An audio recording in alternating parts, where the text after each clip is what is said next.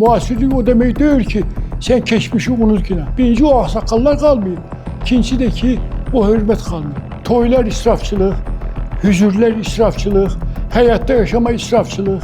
Gelin yarım metre dizden yukarı, yarım metre çiğinden aşağı açık bayırdadır. Muasirlik bu demek değil ki çoğun yine düşkün ortaya. Bugünkü giyilen şalvarlarda bakın. Şalvar giyilip bütün kadının əzaları hamısı bayırdadır. Sen bacı ya yoldaşın evden çıkanda sen buna fikir vermişsin ki ne fasonda bu çıktı evden. Əxlaqsız oturup da mənə əxlaq öyrədir. Hicab giyip, hicab bağlayıp başla gelip bu televizyonda namusdan, qeyrətdən danışır. Şərt papağı daşımaqda deyil. Şərt papağı başa koymaq deyil. Şərt odur ki papağın altında baş olsun. Beni Allah Teala sıxdı, suubu çıxartdı. Adam olmaq asandır, insan olmaq çətindir. Bilgenin çok qədim tarixi var. Çok qədim tarixi var. Qəbirüstü abidələrə baxanda gəlib təyin ediblər ki, burada qəbirlər var 3-cü, 5-ci əsrlərə aid. Tarixdə bastırılan meyitlərdir, insanlardır. Bu bir. İkincisi, bizdə Ümid Qayası deyilən yer var. Nardaranla Bilgenin arasında. O sərhəddir Nardaranla Bilgenin arasında.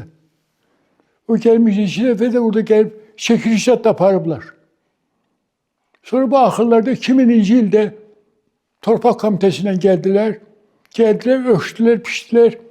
Həmin Ümid Qayasından Nardarana tərəf 217 metr məsafədə Bilgehin sərhəddi başlanır. Ondan sonra Bilgehdə o köhnə Bilgeh deyilən yerimiz var. Köhnə Bilgeh. O Bərgah deyirlər orada. Qabaq orada liman olub. Gəmilər gəlib orada dayanıb, yük boşaldıblar, yükləyib aparıblar. Araba yolları, cığırlar qalmışdı, bu yaxınlara qalmışdı orada. Ona görə ki, bu tarix vaxtıcan gedir. Bu bir. İkincisi də ki, mən o vaxtlar icra başçısına da, bu kənd sovetinin sədrinə də müraciət edildi ki, bu tarixi itirməməkdən ötəri. Bu şeyi, o Ümid Qayasını Mədəniyyət Nazirliyinə mecbur etsinlər və yaxud məktub yazsınlar ki, o çota götürsün, siyahıya alsınlar ki, tarix buradan başlanır. Elə ona da heç əhəmiyyət verən olmadı, qaldı elən ki, bu da qalıb bu bağların içərisində veriblə torpaqları da paylayıblə, bəlkə də dağıdıbla, indi qaya da çıxıb gedib. Ona görə də beləsini gedir. Biz tarixi gələk qoruyaq. Deyir, tarixi qorumayan insan, onun milli mənsubiyyəti də bilinməz. Tarix gedir.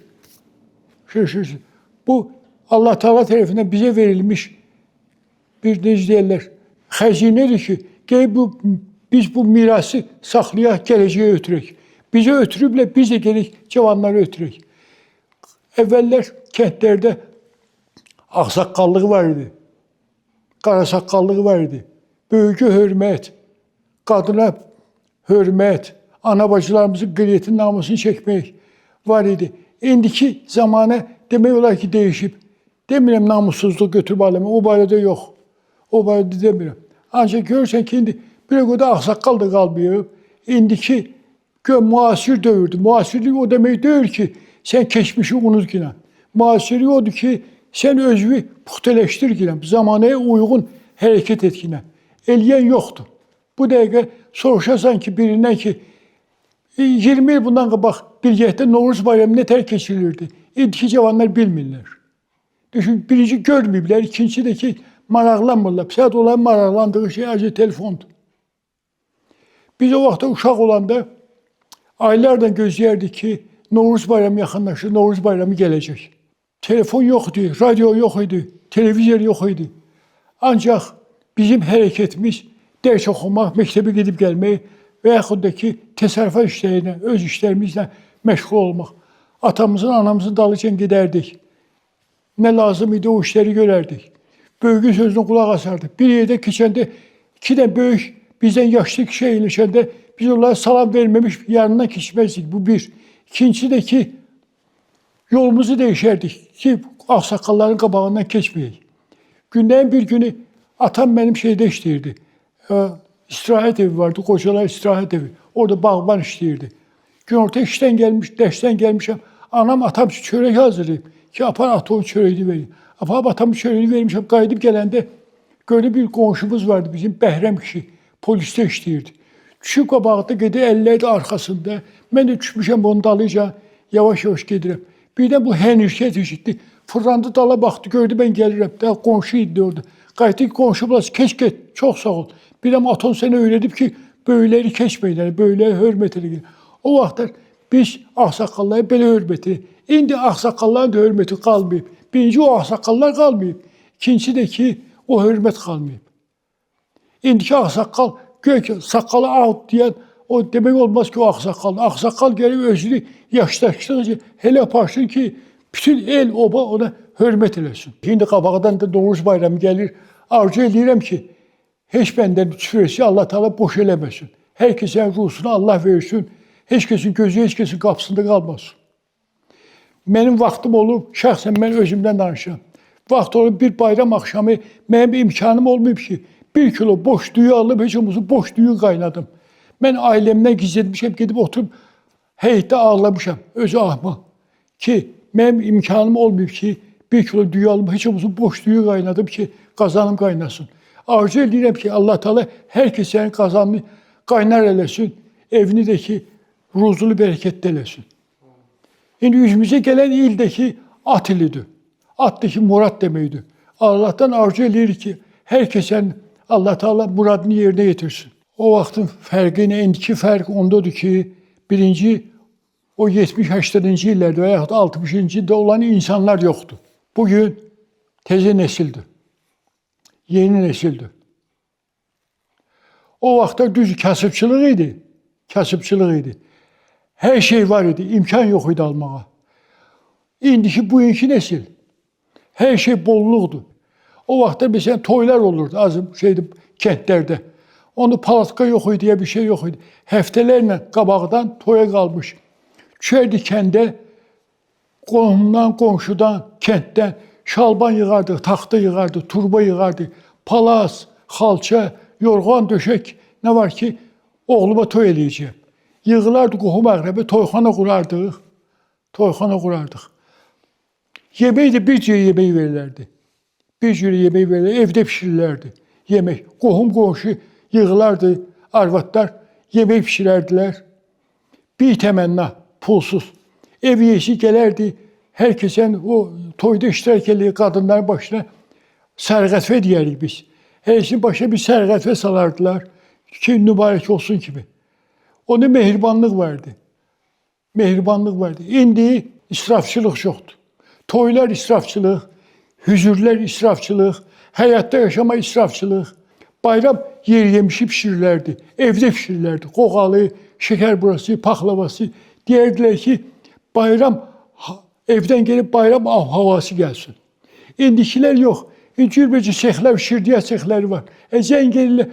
Falan vaxtda mənə falan qədər şəkər, falan qədər paxlava lazımdır. Pişir göndərərlər. Adam var ki, yemeği de restoranda sipariş verir ki, pişir götür gel yine, ben de 2 nəfərlik. Onun lezzeti yoktur. O bizim kətdə bir nəfər olub, o haşiyə çıxım ondan. O vaxtlar xüsusiçilik olubdu. Bir nəfər gəlib et almağa, kirvənkə ilə verilmişlər onda eti. Deyim, 2 kirvənkə et ver, boyun eti. 2 kirvənkə çəkdirib eləyim. Sonra gəlib ki, davam edib ki, 2 kirvənkə də qaburğadan ver. 2 kirvənkə qaburğadan alın. 2 kirvənkə döş eti ver. 2 kirvənkə bud eti ver. Aldırıb, qəssab yığılıb boğazı. Deyib, filan kəs gəldi, 5 kirvənkə bir dəfə etdən vurdu. Dedi, o at üçün aldı, ben dad üçün alacağım. Ona göre deyəndə deyirlər ki, toy yeməklərinin dadı tamam bir başqadır. Düşün ki, bütün heyvanı doğruysa, qatırsa, hamısı bir-birini hazırlayırsa, eyni dad olur. Şaşırsa. Fərq ondadır, qardaş. Öz həyatı kəndə uyğun qurasan. Neşəsə, cəmaat arasına çıxırsan, kəndə çıxırsan. Şaşırsa. O vaxtda elə uzaq getmir. Gəlin götürdülər danışaq. O vaxtda gəlin gələndə üzünü rüvənd salardılar. Ki, naməhrəm gəlin üzünü görməsin. Elə deyil. İndiki şadlıq evləri gedəndə gəlin yarım metr dizdən yuxarı, yarım metr çiyindən aşağı açıq bayırdadır. Onu sabahları Ne edeb erken olacak? Qaynanaya, qaynataya, ərə. Ona görə ki, onlar 5 aydan, 6 aydan sonra ayrıldılar, ailə dağıldı, ev dağıldı. Ancaq ki, mesela mən 56 il həyat sürdüm yoldaşımla. Hələ bizim bu vaxta qədər aramızda artıq söz-söhbət olmayıb. O vaxtlar, mesela mənim anam atama öz adıyla bir eşitməmişdi ki, atamı adıyla çağırsın. Atasının adıyla çağırırdı. Atam da anamı atasının adıyla çağırırdı. Şimdi o hürmet var, yoktu. Evde görsen ki, filan kes adıyla çağırdı. O hürmetsizliğiydi. Ona göre ki, o geçmiş geçmiş kabiliyetlere hürmet eləmək lazımdır. Muasir zamanda yaşayaq. Muasirlik bu demek değil ki, çoğun yine düşkün ortaya. Arvad hürmeti kalmayıb. Arvad gelir deyir ki, filan kesin arvadın telefonu var, belə geyinir, hele geyinir. Bu da demek değil ki, şalvar qadın üçün mən bəyənirəm, yaxşıdır. Şalvar kimi geyirsən. Birinci dəfə Azərbaycanda şalvarı Zeynəb xanlar o geyib. Səhnəyə çıxanda. Bax onun şalvardadır. Bugünkü giyilən şalvarlarda bax. Bu şalvar geyilib, bütün qadının əzaları hamısı bayırdadır. Bundan ailə olar. Sən kişi və yaxud qardaş, sənin bacın ya yoldaşın evdən çıxanda sən buna fikir vermirsən ki, nə fasonda bu çıxdı evdən. Bu televizorlar aləmi korlayıb. Bax, əxlaqsızlıq bu televizordan başlayır.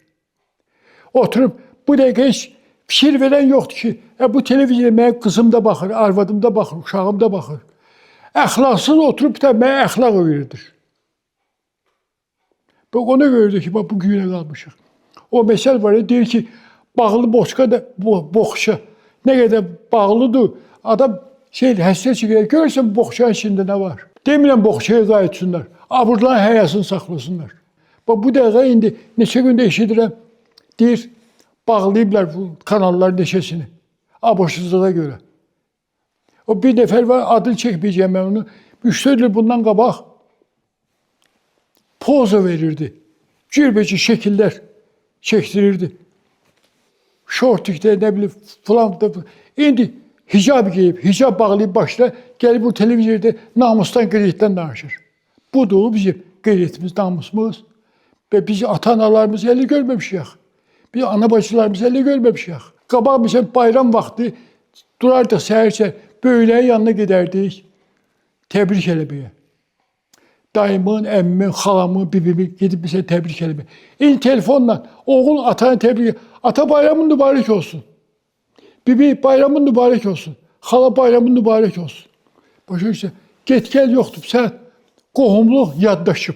Negativ odur ki, gerək o deyil, yada getdikcə insan qohumlaşır. Qohumu yaddan çıxartdıkca yaddaşır. Ona görə qohumu gəlir yaddan çıxartmayasan. Böyüyü gəlir yaddan çıxartmayasan. Gerək öz nəfsivə xəx deyəsən. Mənim qızım şəhərdə oxuyurdu, Texnikumda. Bir gün dərsə gedirdi. Dedim, hara gedirsən qızım? Dedi, ata dərsə gedirəm. Gördüm, bu kaprol koftalar vardı. Ondan geyib. Dedim, qayıt alı, get paltarımı deyiş. Bax, oturub orada qulaq asır. Dedim, get paltarımı deyiş. Ata hamısı belə geyinirdi. Dedim, hamısı özünə aiddir. Mənə də aid deyil. Get paltarımı deyiş. Gəldi, paltarını deyişdi, getdi. O vaxtlar Senöl məsələsi bütün məsələdə qanı yatırdırdı. Maşlağada Axund Meyxana olub. Bir də Qoçu Əziz olub. Bunlar düşmən olublar. Bək düşmən olublar. Bunlara bir gün Novxan kəndinə toya çağırıblar. Axund Meyxana ağanda Qoçu Əzizi də. Hər kəsən öz dəstəsi ilə gedib toya. O vaxtın düşmənçiliyi idi. Dostluğu da dostluq idi. Gelib çatıblar, Əziz görüb ki, ağa gedir qabaqca, saxlayıb uşaqlarını. Deyib, qoy ağa getsin qabağa, göyün nə qədər pul salsın, sonra biz gedərik onun arxasıca. Bizə gəlib görüblər ki, ağa 100 manat pul yazdırdı.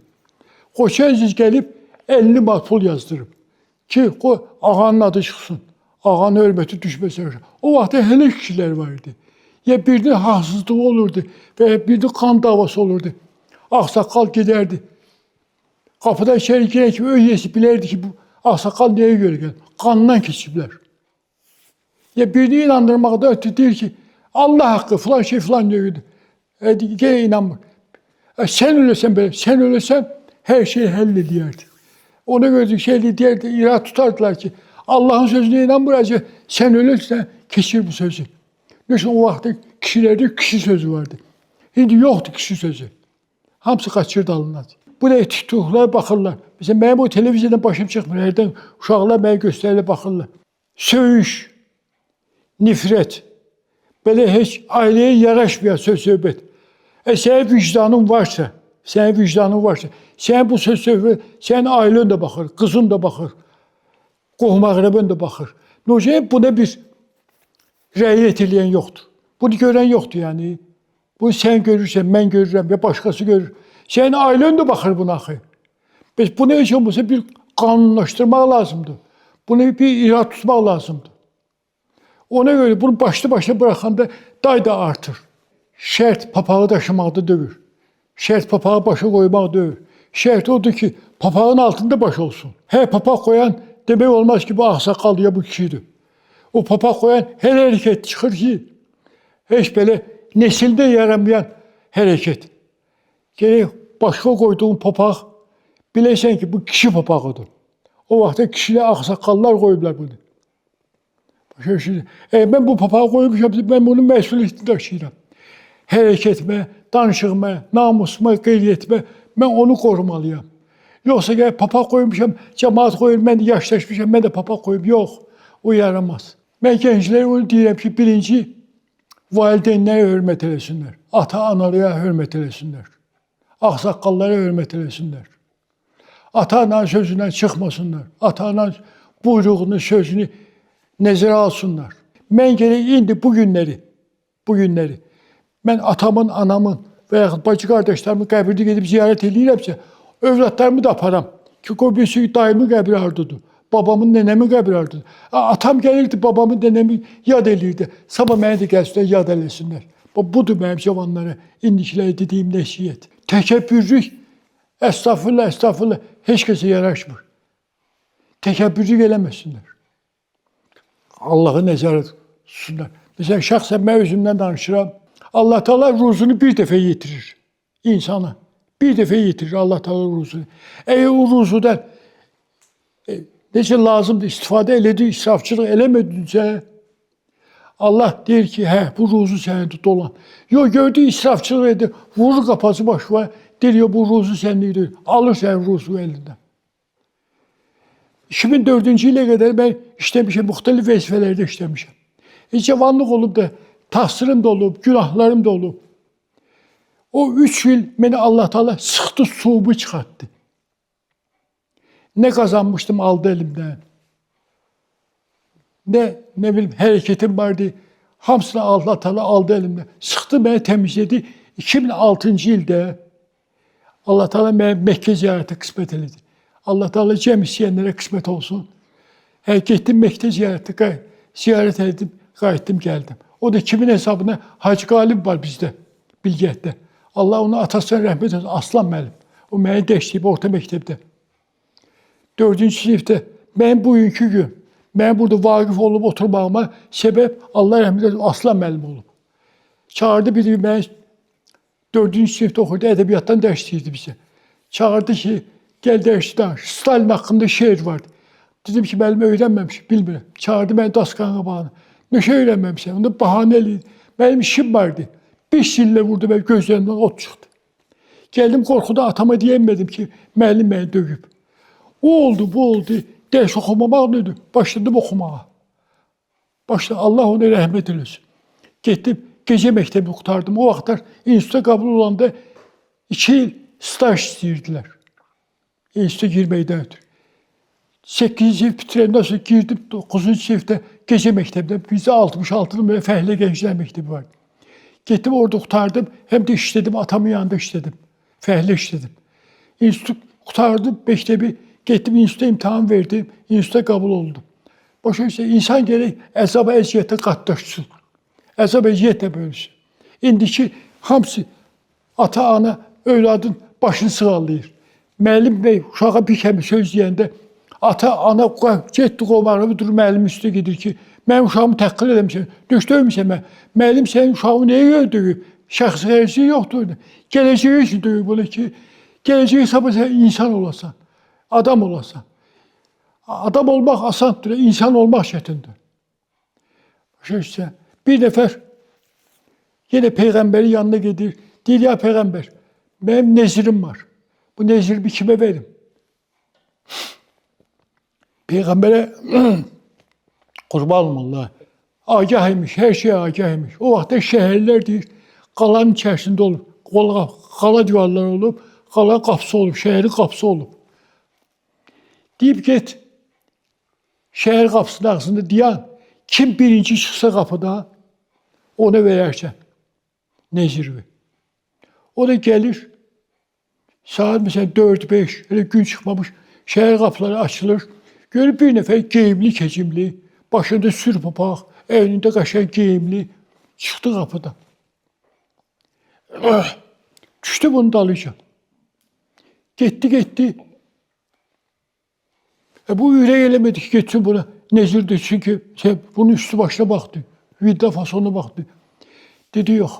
Qayıtdı, gəldi. Ya Peyğəmbər, belə gördüm. Ben neyini? Dedi, Sabata get. Sabata geldi. Gene hemen vəziyyəti gördü. Gördü gene hemen adam çıktı birinci buradan. Gene ürək eləmədi. Gene geldi Peyğəmbər yanına. Ya Peyğəmbər, ben utanıram, ona necə verim? Deyib get, Sabata get. Sabahsı 3-cü gündür gelip. Görüp gene çıktı, bu gitti. Düşür bunun dalınca gedir. Görüp bu hale gitti. Gedir, xeyli gedəndən sonra şəhərin zibilliyi varmış. Gedir zibilliyə. O yana baxır, bu yana baxır. Görür, heç kəs yox. Başlayır zibilliyə eşələməyə. Gördü, bir ölü toğuq tapdı, çırptı bunu təmizledi, vurdu koltuğuna. Gəldi. Gelip kapıdan içeri girəndə saxlayır bunu. Akşi, bu ne məsələdir? Ben 3 gün sənin dalınca düşmüşəm biz. Hal qəziyyət biz beləcə. Deyib sənə and verirəm Allah'a, bunu heç kəs bilməsin. Bir Allah bilsin, Peyğəmbər bilsin. Bir de sen mən bilim. Benim varım dövlətim olub. Var dövlət çıxıb elimdən. Bir cüt bu paltarı saxlamışam ki, heç olmasa mənə yadlar görəndə və yaxud özümkilər görəndə deməsin, var dövlət çıxdı elindən, müflis vəziyyətdə qalıb. Ona görə bu paltarı saxlamışam elimdə. Verir neziri, qayıdır çıxır gəlir. Ona görə insan gerək bugünkü gündə, keçmişdə də ya bugünkü gündə özünü hələ aparsın ki, bir gün yoxumdur deyəndə, heç olmasa o dünənki gününə görə buna hörmət eləsinlər. Bu dəqiqə kimin pulu var, ona hörmət eləyirlər. Kimin geyimi var, ona hörmət eləyirlər. Ona görə özünü bu dəqiqə sən hələ aparasan ki, bildirməyəsən ki, insanın qarnını heç kəs görmür. İnsanın o fizyonomiyasını görürsən. O bir alimi bir meclisdə dua eləyirlər. Başlayırlar bunu tərif eləməyə. Qalxır, deyir, filan kəs. Sən mənim zahirimi görürsən. Sən mənim batilimdən xəbərin yoxdur ki, mənim batilimi özüm kimi heç kəs bilmir. Mən sən artıq tərif eləm. Ona görə də insanın zahirdə görə yox, batilinə görə hörmət eləyəsin. Başa düşsən, ağsaqqallıq odur. Çox sağ olun ki, bu verilişləri aparırsınız. Baxıram, mən hərdən bu mirası verilişlərinə baxıram. Çox sağ olun. Allah sizdən razı olsun.